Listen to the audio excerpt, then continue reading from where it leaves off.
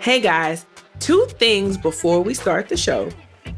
Go to panelpicker.sxsw.com/vote/101811. That's the South by Southwest Panel Picker website to go vote for my proposal. So my proposal is, could you be the second Fortune 500 Black woman CEO?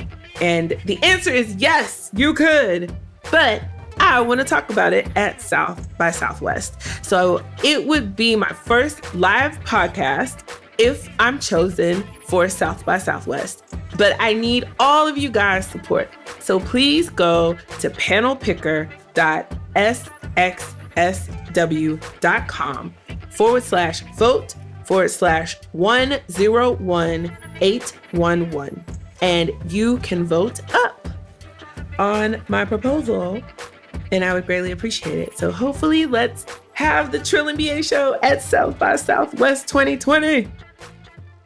So that was number 1. Number 2 is a bit sad, but joy-filled too. It's always bittersweet when we lose an icon, a mentor in our heads, someone who taught us how to love ourselves. And I just want to pay homage to Toni Morrison, who was a phenomenal, prolific life force in the lives of Black women, especially Black women writers.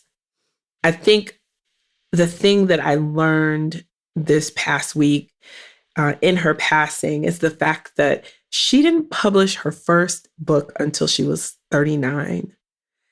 And I'm going to tell you something. When God puts something inside of you, it will be undeniable. And so if you learn anything in this life, it's that you have to go for what is in your spirit. The gifts that God has put inside of you is meant to be shared with the world. And the legacy that Dr. Morrison leaves us is one of hope, grace, love, unconditional love for ourselves. And so when you get down, when life gets hard, remember that there were women before us that did the work so that we could continue to do the work so that these babies coming after us, maybe they don't have to work so hard. So thank you, Toni Morrison. Thank you for your legacy. Thank you for the power of your words in this world and being a light of truth and hope for us. Now, let's start the show. Welcome to the Trill NBA show. I'm your host, Felicia Ann Rose Anuha, aka the Trillest NBA you will ever know. And I'm here to help you survive and thrive in corporate America by giving you the truth and being as real as only I can be. Happy Sunday, everybody. Welcome back to the show. Now, I have a very special guest today. And remember, I promised y'all we were going to start naming names of these corporations. Well, this is our first Name Names episode. We interrupt this regularly scheduled program to provide the following information. Now look, y'all, I reached out to Ford Motor Company to try to get their side of the story. I tried, I emailed, I LinkedIn'd, I connected with people I know. I moved as best I could before this episode was to come out to try to at least get a statement from them. Crickets. So look, it's not my fault. And everything in this episode is the guest's story. And so therefore, in conclusion, this is my legal disclaimer. saying that I am only sharing the alleged story of my guest. Now, let's get back to the episode. We have so much to unpack, you guys. You don't want to miss this. You want to stay through the entire episode.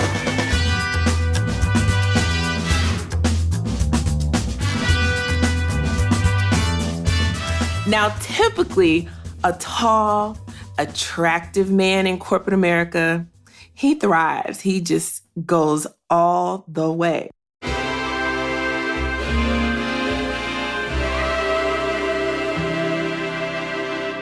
Right? Like, we see it all the time. So now, how did this ex-NFL JD MBA get laid off from America's most iconic car manufacturer? Like, seriously? JD MBA? You already know. The answer always boils down to, y'all know, slavery. But really, you guys, my guest today has a story that we have all seen, but a story that we dare talk about and that dares to be told and heard. So my special guest today is Walter Bernard. He's an attorney, an author, entrepreneur, and former professional football player. He was born and raised in San Diego, California. Upon graduation from the University of New Mexico on a full-ride football scholarship, Walter received his Bachelor of Arts degree in filmmaking. After graduating, he signed contracts with 3 NFL teams, including the San Diego Chargers, Indianapolis Colts, and the Seattle Seahawks. Now, after retiring from the NFL, Walter attended Howard University, where he earned both his master's in business administration and his Juris Doctor degree. Like, that's a lot of reading, y'all. Subsequently, Walter became a licensed attorney in the state of New York, New Jersey, and Pennsylvania. Oh my God, I got questions. Walter is a published author of the children's book, Mr. Bernard's St. Bernard. Walter also is co-owner of Escape Room Sports in Pittsburgh, Pennsylvania, with his brother, Winton Bernard. Golly, you do a lot. Walter, welcome to the show. Yeah, thank you for having me. It's a pleasure. Wow. So did you take all 3 bars? Actually, I did. Oh my God. Ended up taking New York and New Jersey at the same time. And later on, while I was working with Ford Motor Company, which we'll get into later, I took the Pennsylvania bar. Dear God, yeah, you've done a lot in a short amount of time. If I were you, I would just want to nap for like a year. Just take a break.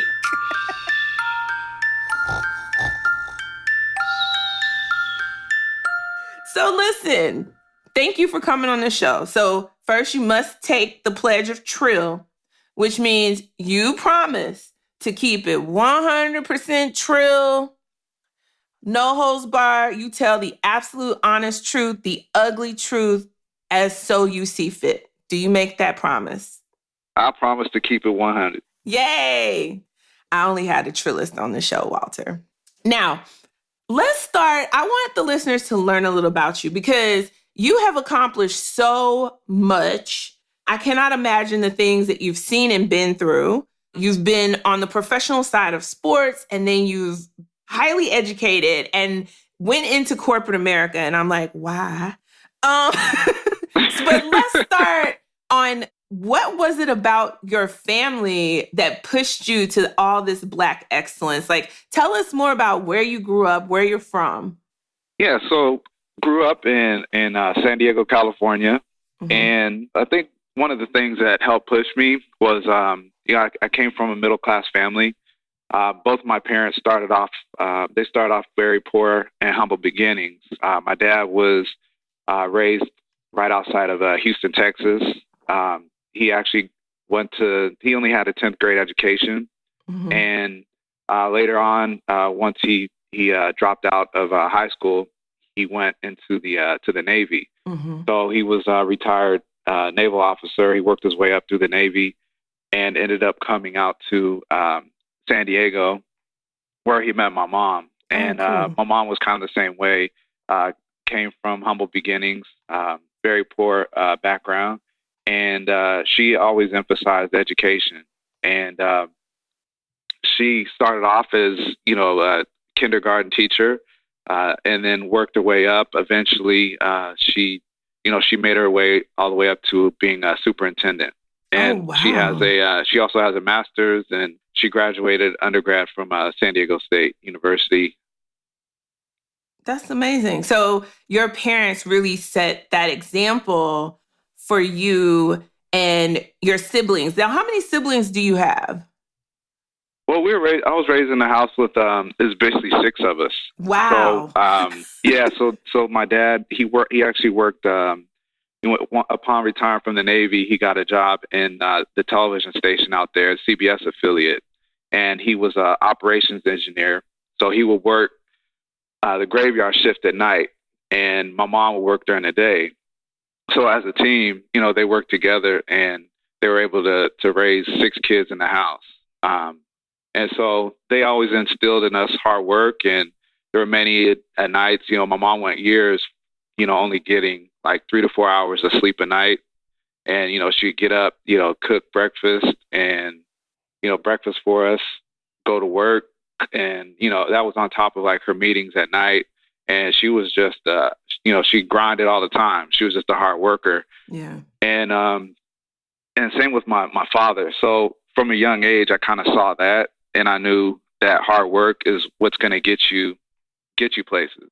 And one of the things my dad had always taught me is like, when I was younger, is essentially when you're Black and in a white world, you're going to have to work twice as hard just to be within striking distance of some of your white peers in the world. So, he instilled that in me at a young age. And one of the other things is he always told me never use race as an excuse at the same time, that never say that you can't do something. So I always, I always had that belief. And, I can remember at a young age, I was doing something. I was trying to fix something. It was like a toy. And I said, hey, I can't open this. I can't get this fixed. And he kind of looked at me and he said, you know what, that's a bad word in this house. I don't ever want to hear you say that. And I said, say what? He said, I don't ever want to hear you say you can't do something. So he said, if you don't know how, that's okay. But he said, there's always a solution. There's always a way around. And he made me sit there until I got it right.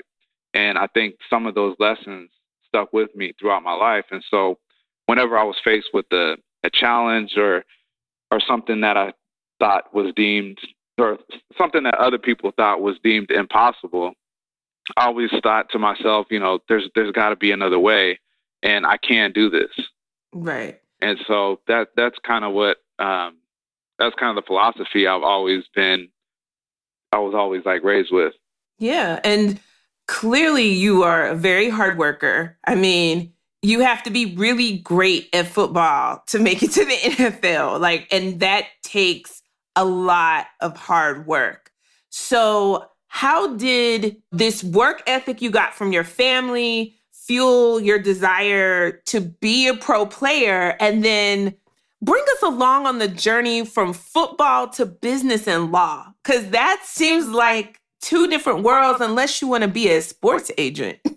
You're right. So going back to football, some of those life lessons you carry with you. And funny story, I was in elementary school and talking to one of my classmates, and the whole day it was we were talking about what we wanted to be when we grew up. And he turned to me, he said, what do you want to be when you grow up? I said, well, one day I want to be a professional football player. And he said, well, that's almost impossible. Less than 1% get to make it to that level. And I turned to him, with all seriousness, and I said, well, I guess I'm going to have to be in that 1%.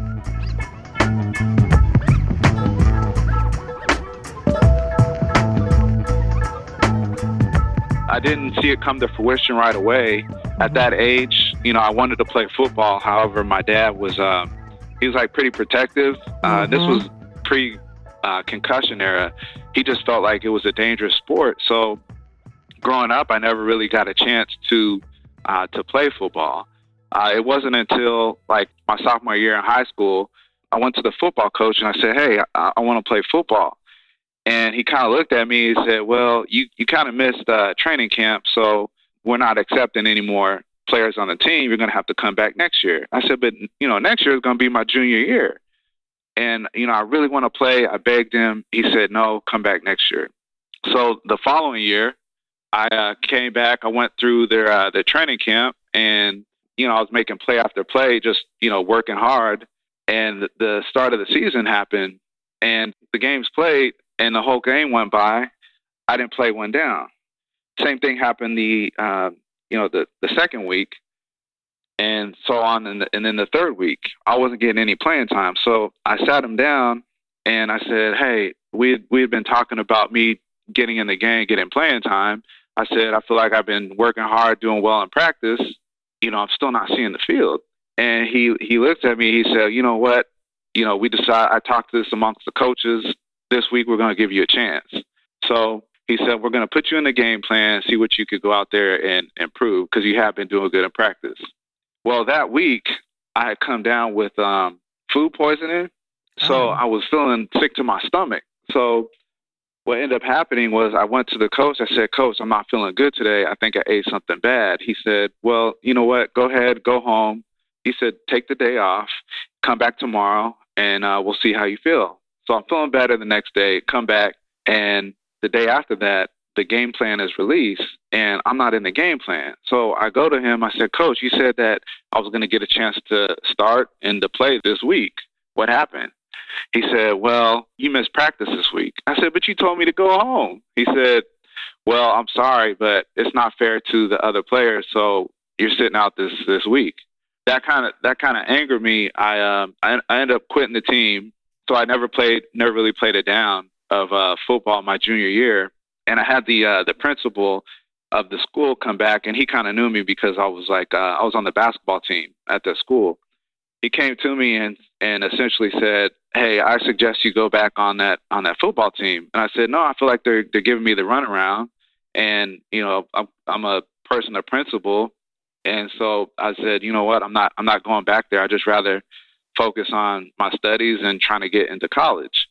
So he said, if you don't go back on that team, that for the rest of your life, people are going to view you as a quitter. And I kind of looked at him and I said, well, so be it. And I never went back, never looked back. The following year, make a long story short, I transferred schools, and it was my senior year of high school. And my parents sat down with the high school coach of that school and kind of talked to him and asked him. They said, hey, we have our son. He really wants to play football. He hasn't really played in high school, and we just want him to be happy. He's a good student. He's a good kid. So will you give him that chance? He said, okay, I'll give him a chance. So I went out there not really knowing a ton about football and essentially picked it up. I was a cornerback and started doing well. I earned a starting spot on the team. So right then it taught me, as long as you continue to push through, work hard, no matter your circumstances, sometimes stuff works out. So season started, and, I started doing really well as a cornerback. I was, covering receivers. Typically, I would go to the star receiver on the opposite team and cover them. And next thing I knew, I started getting phone calls from colleges, all over. And they say, hey, we never heard about you. We like what we see on film. So make a long story short, I ended up signing with the University of New Mexico, and they gave me a full ride scholarship. And that was only after playing a couple months of football.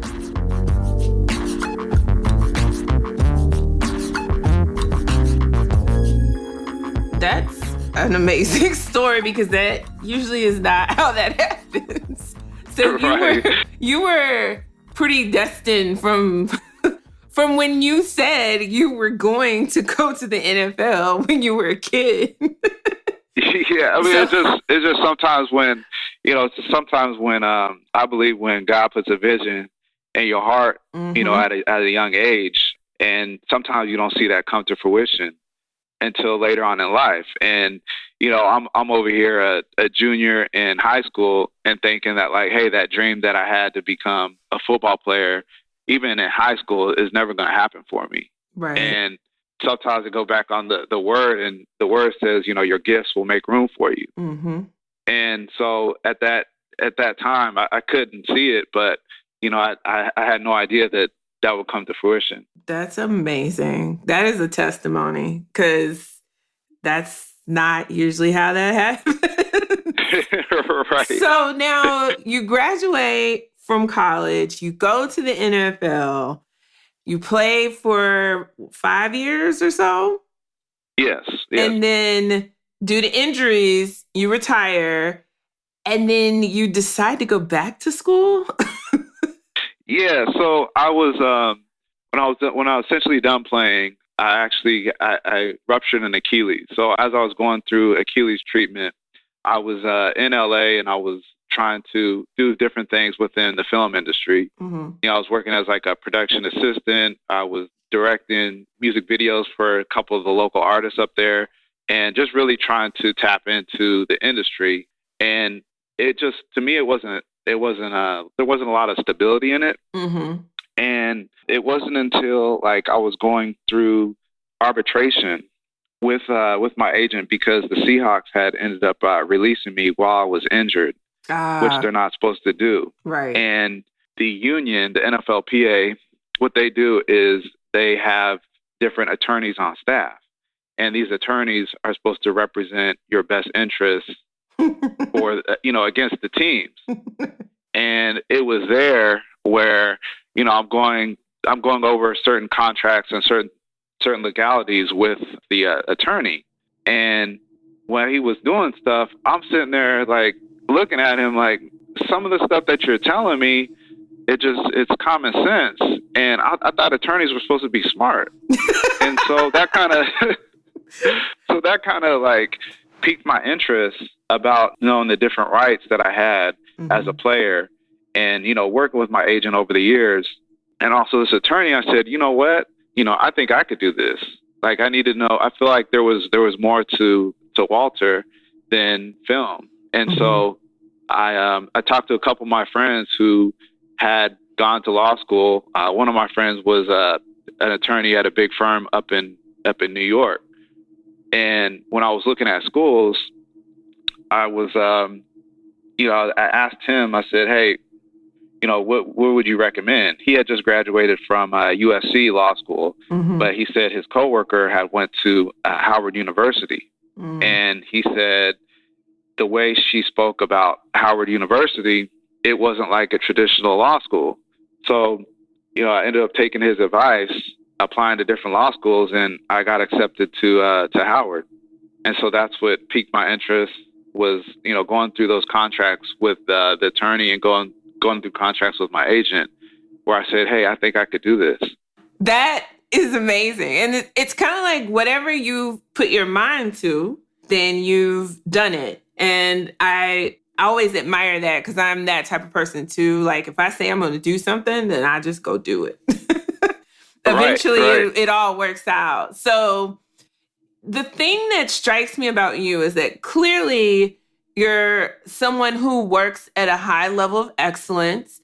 But, you get out of school and you end up going to this company. And so we're going to get into that after the break. After the break, Walter shares with us his recruiting process with Ford and why he believed their promises for his career track and progression, and why he shouldn't have believed them, when we come back after the break. When I graduated, I knew I was going to take over the world. So how the hell did I get here, sitting across from HR saying, well, what are my options? I didn't even have a chance to get a promotion. Are you feeling this way, sis? Trust me, I have been there. You work 10 times as hard, and you don't even get close to half as far at work. And the harder you try, the worse your work situation seems to get. But what if I told you that you can turn it all around despite your boss, how he acts today, despite the microaggressions you experience, despite seeing others have success for doing way less work?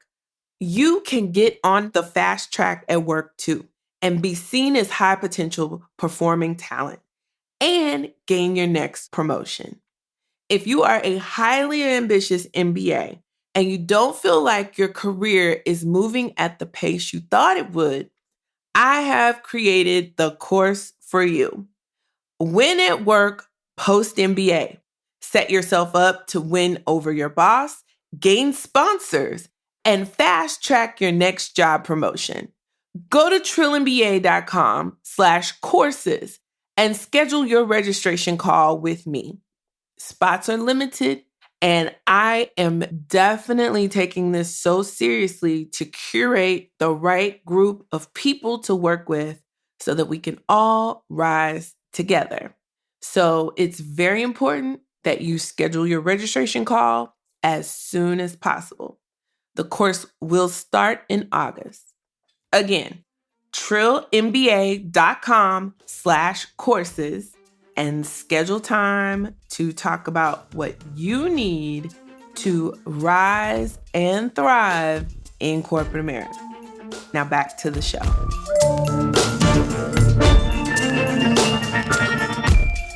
And we are back. Today I have a very special guest, Walter Bernard. And Walter is a very unique individual where he has reached the heights of heights in professional athletics in the NFL. He has a JD MBA from Howard, and he is here to tell us about how Ford Motor Company mistreated him, you know, Black man in America. So, Walter, how did you get recruited by Ford? So going back, the good thing about Howard University was that a lot of these big companies would come in, a lot of companies that would go to typical like Ivy League schools, but a lot of companies in corporate America, they try to reach a diversity number. Mm-hmm. And so we would get a lot of those companies that would just come onto Howard's campus because, let's face it, it was the easiest way to get Black candidates that they felt were quality. So we would get, a couple companies just every day. And at the time when I was just graduating, we were starting to rebound from the recession. Right. So typically once the rebound occurs, business usually picks up, and then shortly after, the legal side kind of follows suit. Right. So as a result, a lot of Fortune 500 companies were visiting Howard, and I was just, trying to make connections, get my resume out to different places. And I reached out to a recruiter on LinkedIn, and she said essentially that she was going to be at Howard in like 2 weeks. So they came down to Howard and interviewed me there on the spot. And then she said, you know what, you have great qualifications. You'll probably hear from us soon. And it was probably the following week or two, they reached out to me and they said, hey, we want to fly you up to Dearborn and sit you down for an interview. And so that's essentially how Ford recruited me. Okay. And so in that interview, did you understand what position you were interviewing for? At that time, yes, I was.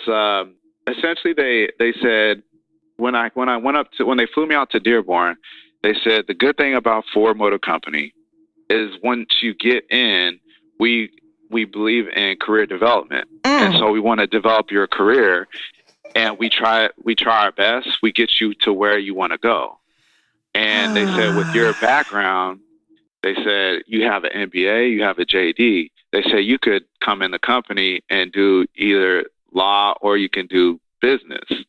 And so that's what attracted me initially to Ford, is that I said, okay, while it's going to take a little while for the legal market to rebound, I said I can come in here on the business side and eventually move over to law, kind of what was part of their pitch. Right. Which I want to stop you right there because I want to make it very clear. These companies be lying.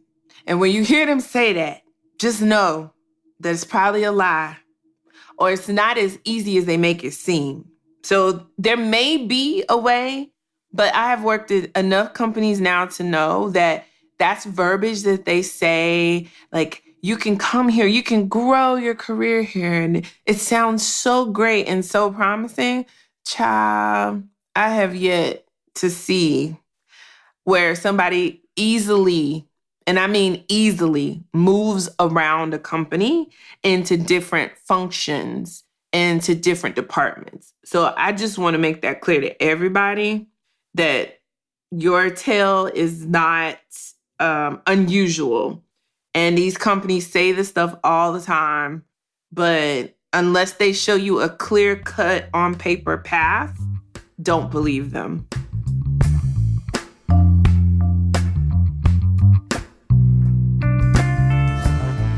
And that's the thing that I think most people don't realize is, I know with Ford, yeah, it's sometimes they want you to come in because you're Black so that they hit that quota. Mm-hmm. But once you're in those companies, a lot of times it's very hard, very difficult to move up. So right. There's two parts. There's one is just getting signed with the company, and then the other part is once you're within those companies, what kind of opportunities do you really have? Right.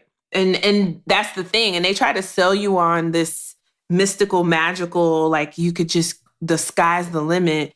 When actually, if you were to ask them for their senior leadership succession plans, they would look at you sideways. Because most of the time, they know who the next 3 or 4 CEOs are going to be, or they're thinking about it. They're just not people that look like you. And we need to change that. So that's why we're talking about this today, right? Because we need these companies to be on notice that we're going to start holding them accountable. And so you can't recruit me and tell me that I have all this opportunity when you have ulterior motives in the form of your culture is not set up to support the promises that you're making to me. So Ford is making all these promises to you and it sounds good. So you say, okay, I'm in. And you move to Michigan? Well, at the time, they said, right now, we have an opportunity in one of our satellite offices, corporate office, which is in Pittsburgh, Pennsylvania. Okay. And so they said, eventually you'll come to Michigan. And so what I did was they said, or you can wait until one of our other openings open. But right now, that's what we have available. And so I took that. And so I ended up moving from D.C., coming to Pittsburgh. And didn't have any family, didn't know anyone really in Pittsburgh. And, I moved out there and essentially, started on the career. So what they had me doing was using my MBA. And basically I was tasked with, I had a territory and I was essentially a consultant. So I would come in, I would work with a lot of the franchisees, the owners of dealerships. I would sit down with them, kind of explain to them some of Ford's programs. And I was also doing like wholesaling them vehicles. So they had, so I was looking at their inventory, making sure inventory levels right.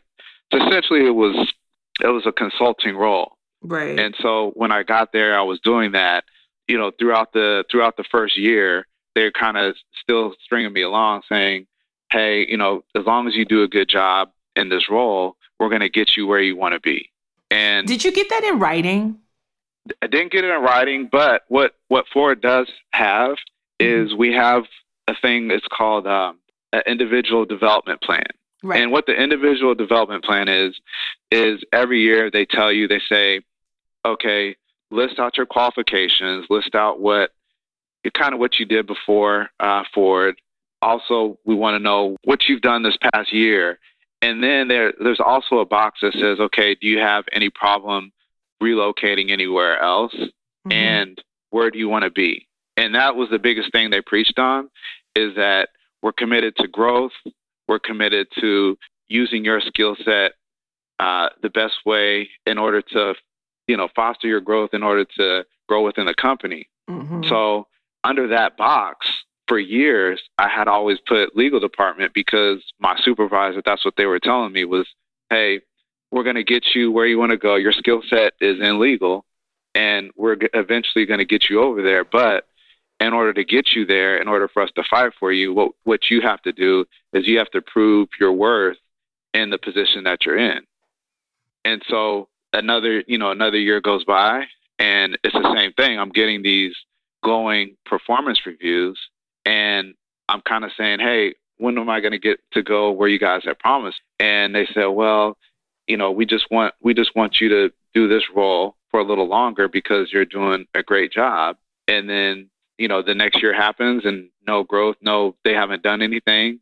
And it's a lot of times it becomes very frustrating, but then you still hold on to that promise that as long as I work hard and I'm doing what I'm supposed to do and I'm not essentially saying anything, then I'm going to be able to get where I need to go. So question for you. Let's talk about, did you have any relationships with anybody that was in the legal department? Did I have any relationships? So what they did one year is I kind of created a fuss. So what they did was they sent me up to someone within legal, and they had me spend a day with them, kind of connecting with some of the attorneys. And they said, well, right now we're not hiring, but, wait a little while and we'll see what opens up. So over the years, I did connect with a couple of attorneys that were within the company and in the legal department, but it was like nothing was happening. None of their promises started to come to fruition.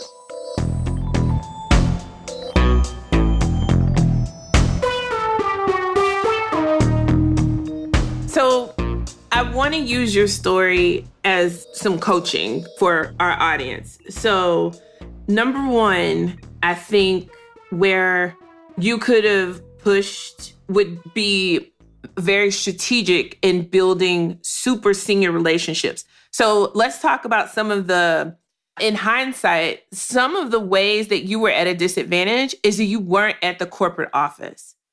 And because people couldn't see you day in and day out, it was very easy to forget. You know what I'm saying?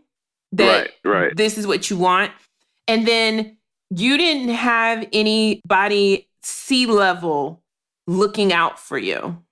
Absolutely. And so those two things in combination, I mean, you could put it down in the performance reviews, which I wrote in my notes. I was like, this is where you need to document and use your annual objectives to drive this process. Well, you did that, but it has to be in combination with getting into the faces and the good graces of people who are way high up that have the right level of influence to get you in that department. Because I guarantee you, over the course of every year, there were people transitioning in and out of that department, but because you didn't have the visibility and the exposure to the right people in the right places, people, that's not top of mind for them, somebody in Pittsburgh that wants to be in the legal department.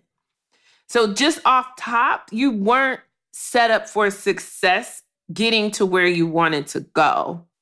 And so for everybody listening out there, you really want to be mindful and intentional from the beginning. And you want them to map out a plan on paper, and you want it in the system with your annual objectives. But then every month and every quarter is okay, so what are we doing to get me in front of who? And when are we getting me in front of who? And how are we going to work to get me the right exposure? And then, did you really have your boss's support, Walter? Because if you're doing such a great job at that role, why would I want to let you go? Exactly. And I think you bring a good point, because you're sitting there doing a great job and they're up there getting the credit for it. Right. So why would they want to dismantle their team if they're getting the praises and they're getting the great feedback from your work?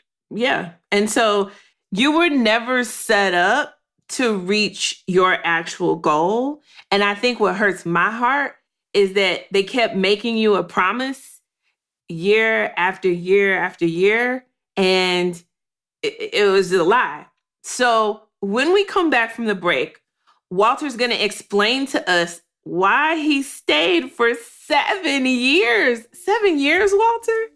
7 years. All right, when we come back, we're gonna get to the root of this.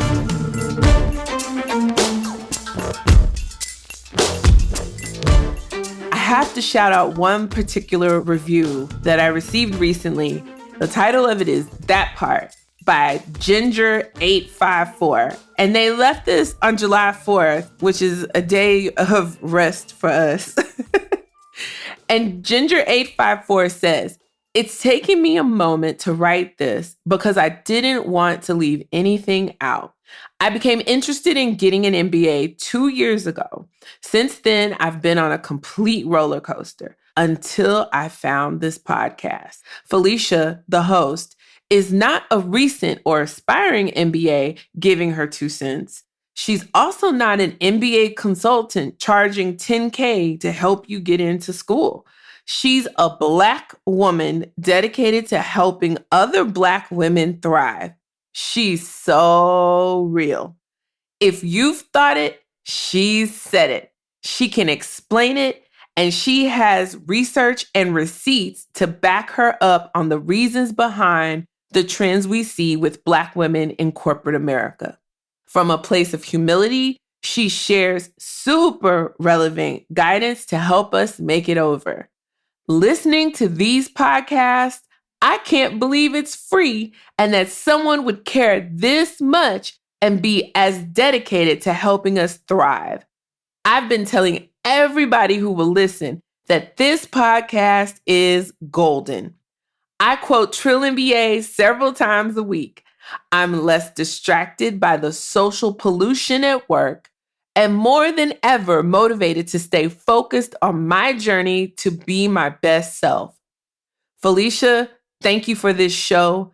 May God bless you in your going out and coming in. So much love to you. I can't wait to see your next boss move.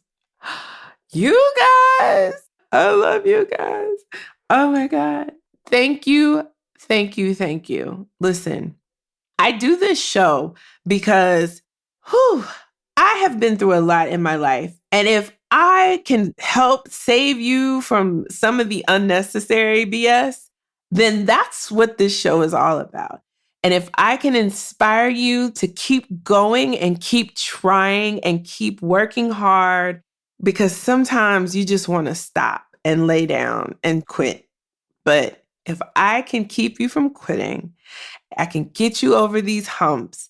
Just imagine how many Black women will be at the top of corporate America in the next couple years. Listen, what I need you to do is go on over to trillinba.com. I've got some freebies that I'm going to be giving out in August, but you got to be on my email list. And I want to make sure you guys get everything that I can give. I'm going to leave it all out on the table for y'all. I love you guys. I appreciate you. And thank you for listening. Please, if you have any questions, concerns, email me, ask@trillinba.com. I am always down to help us. Now, let's get back to the show.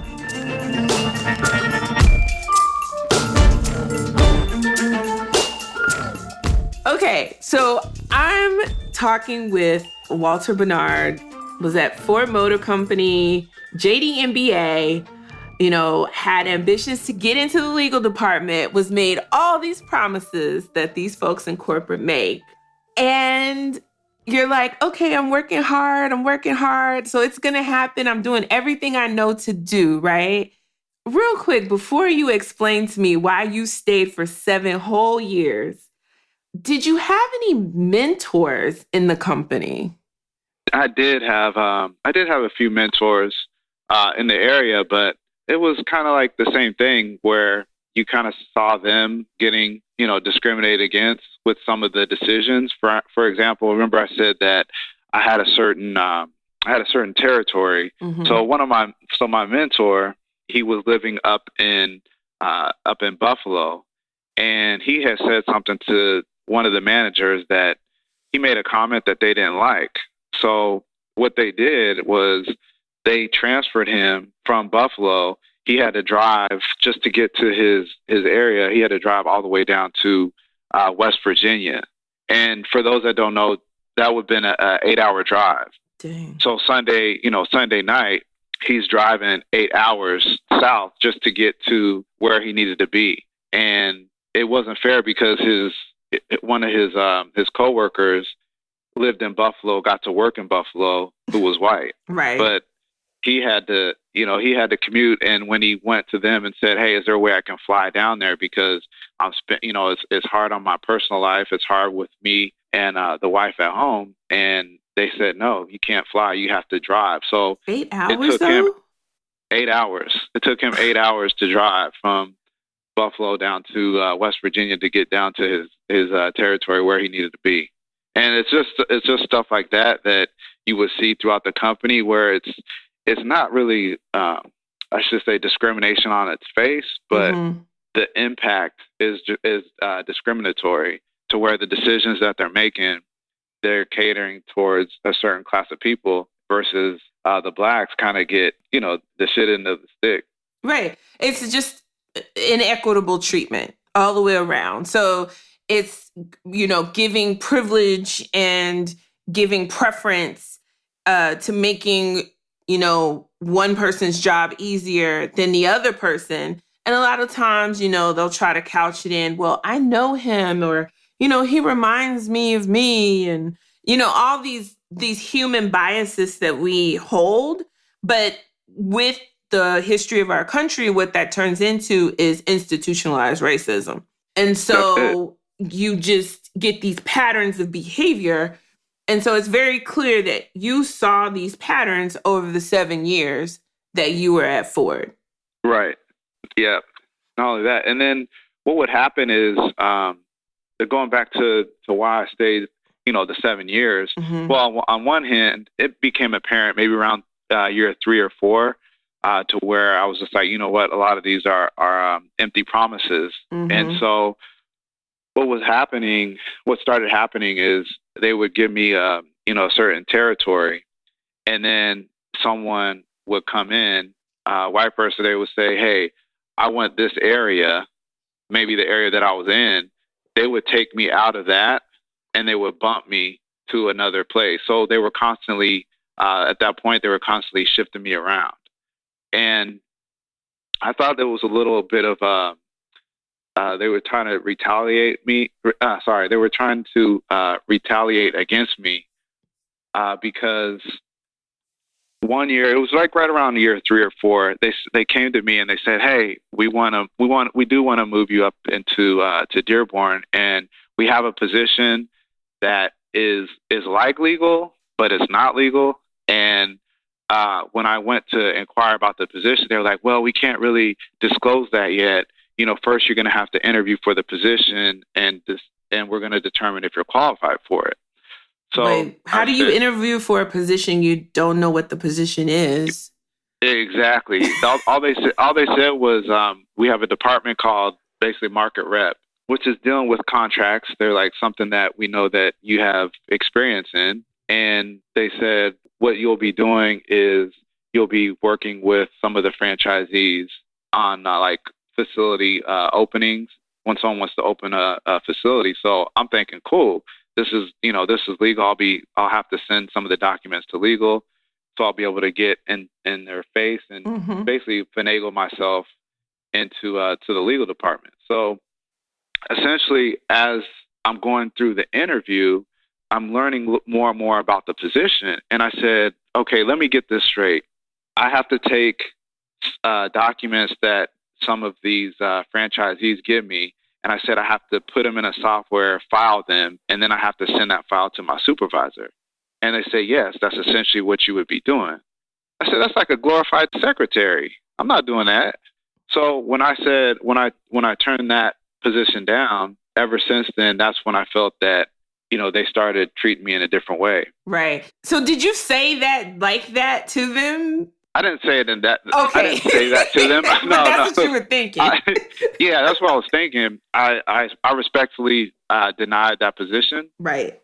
And I just felt at this point of my career that it was way below my skill set. I said, I'm sitting here with a JD MBA, and someone who has a bachelor's degree, like they can pretty much do that position. Right. And I was like, I just don't want to be a secretary at this point of my career. Right. And so what it did was, I think the managers came back and they said, well, you got the position. Usually when Ford says you got a position, you have to go. And I said, well, I thought that was an offer. That was the whole point of the interview. And they said, yeah, but it's different in Ford world. If you interview, they assume that you're going to take the position. And so they said it's more. And I said, last time I thought, according to a contract, you have offer and acceptance. And I said, all they did was offer me. I didn't accept it. And so they kind of frowned on that. And from then on, that's when I noticed some sort of a change within the company. Right. There's a shift. They're like, oh, he's not going to be our yes person like we want him to. Yeah. I feel like it's very tough even for Blacks within corporate America, because it's either if you speak up and you have a voice, a lot of times it's, that's the angry Black person. Mm-hmm. But if you kind of stay quiet, they're like, okay, well, he can be our whipping boy. Mm-hmm. So in my experience, there's never really anywhere in the middle. It's either one extreme or the other. Makes it tough. The truth, though, is there is an answer. It just, nobody teaches us these things. You can defend yourself, but you have to move different. And that's what I teach in my course, shameless plug for my course, When It Worked. But you can't defend yourself like a normal person would defend themselves or a white person would defend themselves in corporate. You have to strategically work through relationships in order to get other people to actually defend you. And so that's difficult because it's harder for us to build those strategic relationships. But like you said earlier, you like a challenge. So if in some fantasy world, I had been your mentor, knowing what I know now, which couldn't have never happened because we graduated the same year from graduate school. Okay. I would have told you, like, have you cultivated this relationship with this person? Like, I would have pulled out an org chart of senior leaders at Ford, and we would have tactically done a hit list of who you need to start working relationships with and how you do that, right? And from the very beginning, but with a goal of, I'm going to give you 3 years. And if you can't get to where you're trying to go in 3 years, it's just not going to happen. That would have been my advice to you. But it's hard because when you're a high performer, people are going to try to keep you. And I think you get lulled into the sense of, okay, I'm just going to keep trying, right? Because you have this sense of don't give up, don't be a quitter. But I'm here to tell all of y'all who have been taught, work twice as hard and to get half as far, don't quit, don't give up. Sometimes we need to shift to look and see when to hold them and when to fold them.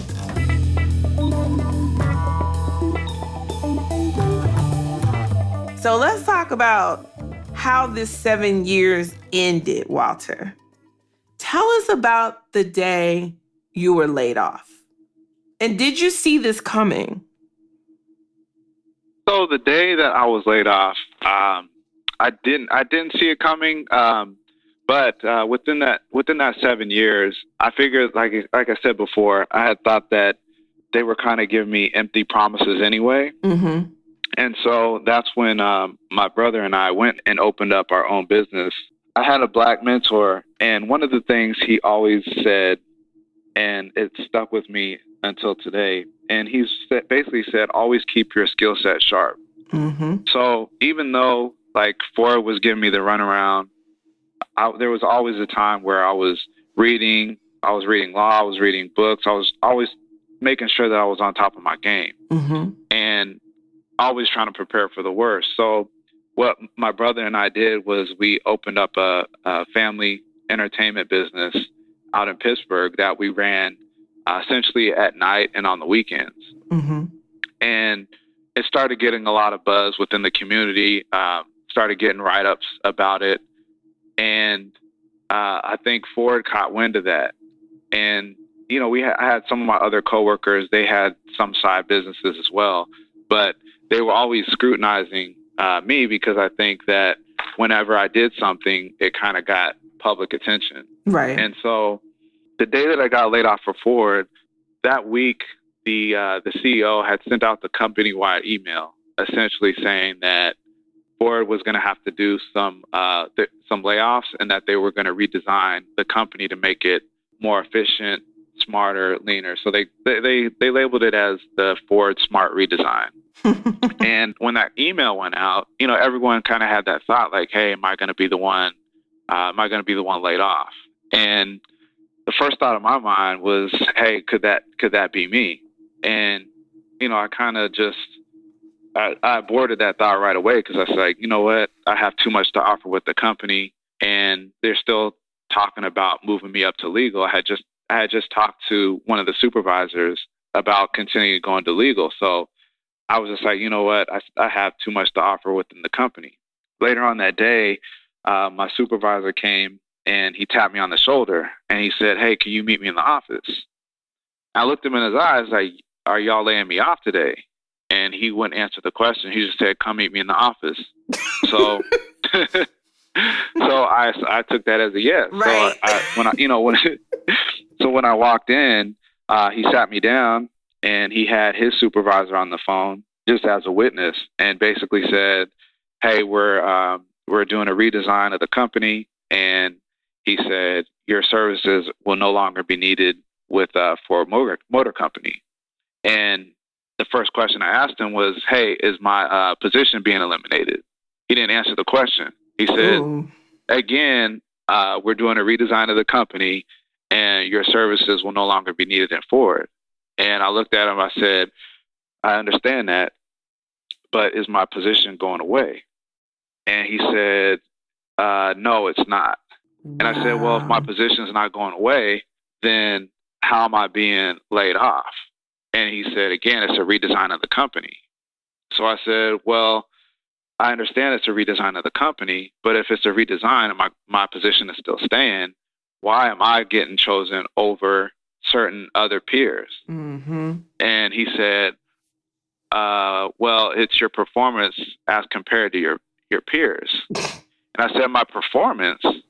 I said, every year I've had a good performance review. And I said, matter of fact, the last performance review, I said, everyone else had theirs. I never even had one. So if I wasn't doing a proper job, if I wasn't doing what I was supposed to be doing, I don't understand why I'm being like laid off. If it's due to performance, then why wasn't my performance corrected, or why hasn't that been documented? And then I said, and if it's because of the redesign, then and my position is staying, then why am I the one getting laid off when my position is not getting eliminated? And he couldn't say anything. He just said, well, you know, I'm sorry. He shook my hand. I ended up leaving and found out later that I was replaced with a white female who had, you know, she just had her bachelor's degree, but her position got eliminated within the company. So her position got eliminated. And essentially in our office, two people's position got eliminated. One was a white male, one was a white female. So the white male, they created a new position for him, but they didn't even give me a chance to interview for it. Right. And then with the white female, her position got eliminated, and they put her in the position that I had.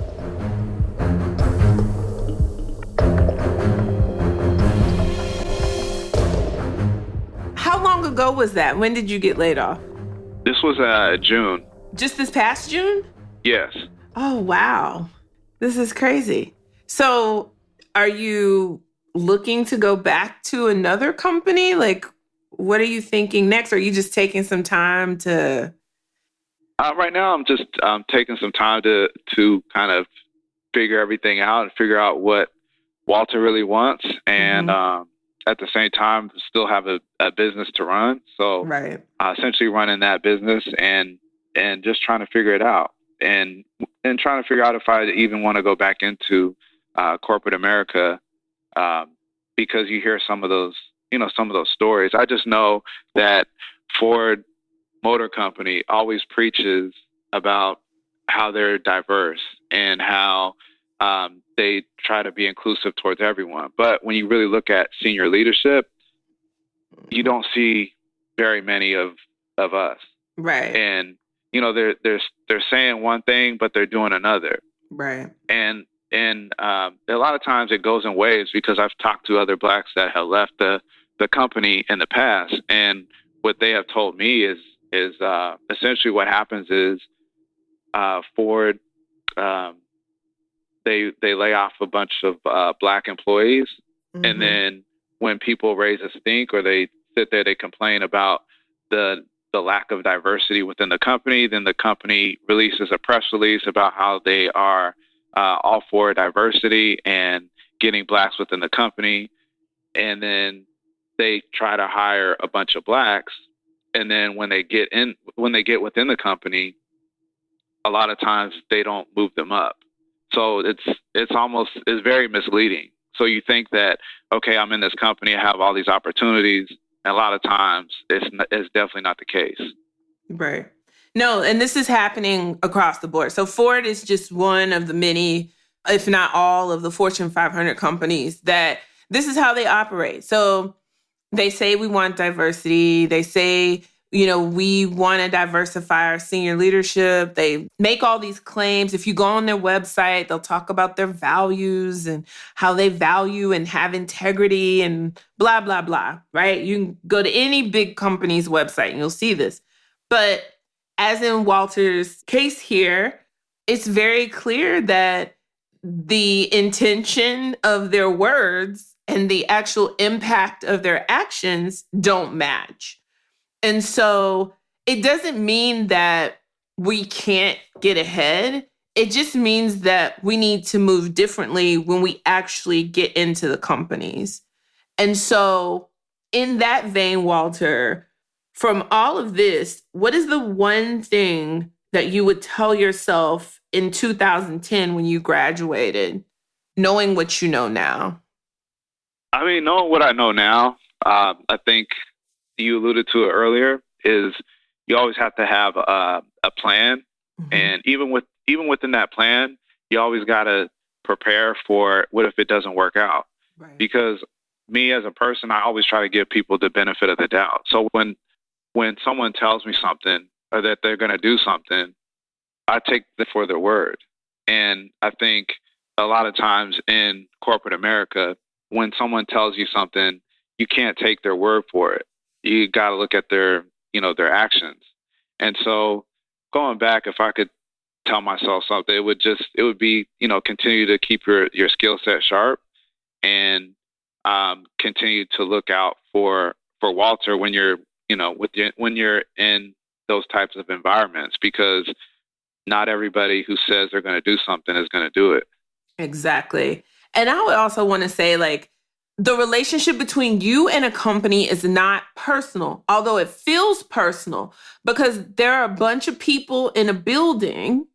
And so you're human, they're human. So that feels personal. And the other thing is, racism will impact you. As long as you live in these United States of America, you will come against this. So never forget that. No matter how many accolades, how hard you work, you can put your head down and try to let your work speak for itself, but you will come against this force. It's just here. So my greatest lesson from your story, Walter, is that when you see that you don't have a path to create the opportunities that you want for yourself, and then also bring other people along with you, it's time to evaluate your other options, because they don't deserve you. And quite frankly, after year 3, Ford did not deserve you. point blank period. And so right now, we can't fix these companies, right? And we can't eliminate their institutionalized racism. But what we can do is stop being afraid to move on from those places that don't accept and appreciate us and the profit-making diversity that we're bringing to the table. So we must first know our worth, and then we tell our stories and we fight.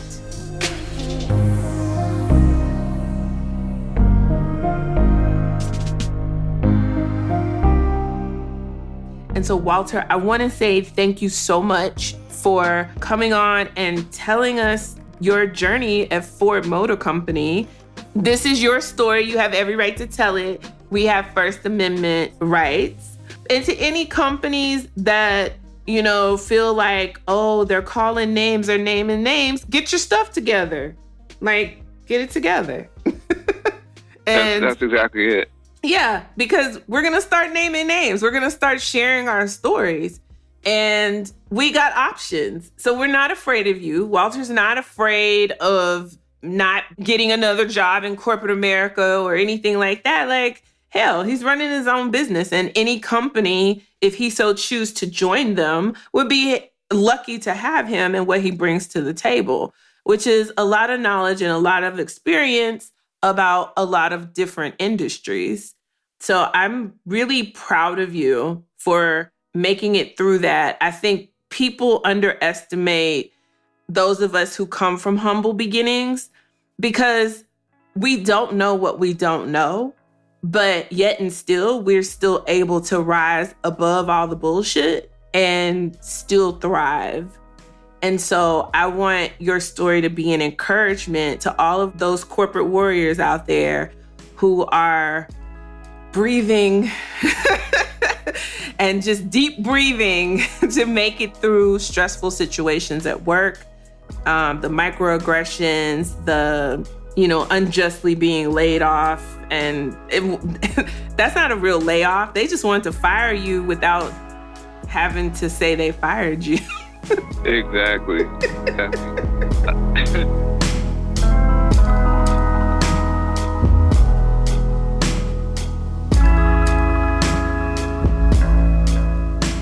I also think it's important for the listeners to understand also when you do come to some of these corporations is to do some of your research, because some of that culture, it trickles down from when the company first started. Mm-hmm. And I know Henry Ford was an innovator, and they, a lot of people within the company look up to Henry Ford, and they want to quote a lot of some of the things that he has said, and they use him for inspiration. But at the same time, there was also like a dark side to him as well. Hitler even considered him like a mentor. So if Hitler is considering, Hitler is considering him a mentor, it's like you got to know the ins and outs also of the company. And I know a lot of times they don't want that bad press, but everyone wants to quote all of his good sayings. But It's like, let's see the whole picture. A coin has two sides.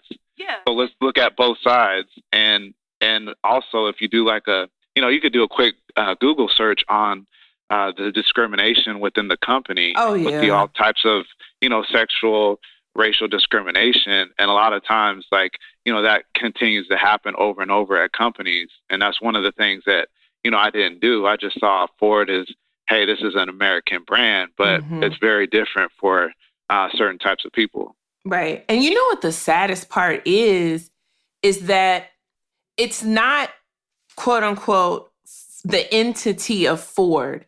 It is the fact that senior leaders allow their middle managers to run rampant and run amok and act a fool, and they end up protecting them instead of protecting the people that they're victimizing. And that is the true issue and problem. And so a couple weeks ago, I called out, there's a CEO action, the CEO action for diversity and inclusion. So there's all these CEOs. I think Ford, the CEO of Ford is probably, in this bunch. But hundreds of CEOs of all these big companies have signed a pledge to, increase diversity and inclusion. And I'm like, whoop-de-woo. Sign your pledge, talk to each other. That's the problem. Stop talking to each other. Start talking to your middle managers. Start talking to your Black and brown employees and really understand what they're going through day to day and really understand the nuance of how they're being blocked from succeeding and being in succession in your company and why they are leaving in droves because they're not being treated properly or fairly or equitably.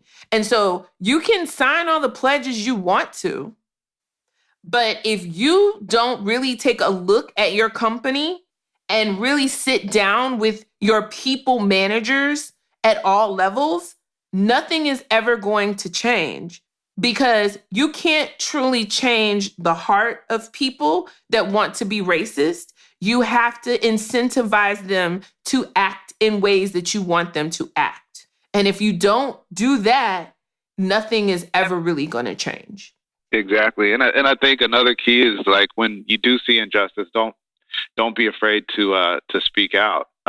We had, I shouldn't say we, but Ford this week had sent out an internal kind of article saying how they're committed to diversity and the CEO is all about diversity and the inclusion, and they try to list some stats that have given minorities an opportunity.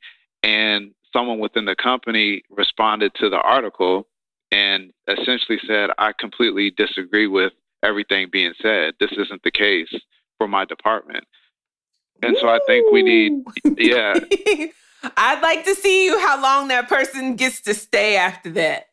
Exactly. And that's the thing is sometimes when you speak out things like that, they'll retaliate in some form or fashion. Yeah. And so I know a lot of people are scared, but I think what you said earlier will kind of help that when you make it, it's like pull the next person up. Yeah. Because as long as we don't have diversity at the senior leadership, stuff like this is going to continue to happen, whether it's intentional or not. I just think they turn a blind eye to what's really going on.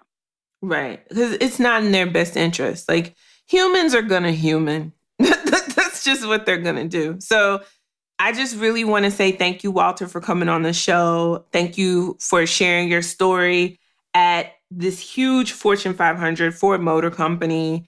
What we're saying is our truth. So, Ford, if you want to be mad, be mad. I don't know what to tell you.